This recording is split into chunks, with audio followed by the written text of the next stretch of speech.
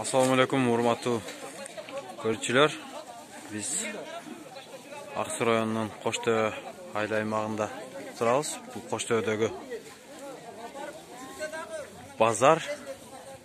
Бул азык-түлүк продукты, картошка, пияз саткан тарабы. Алдый жагында болсо башка нерселер сатышат. Мына ушундай бизде көрүнүш.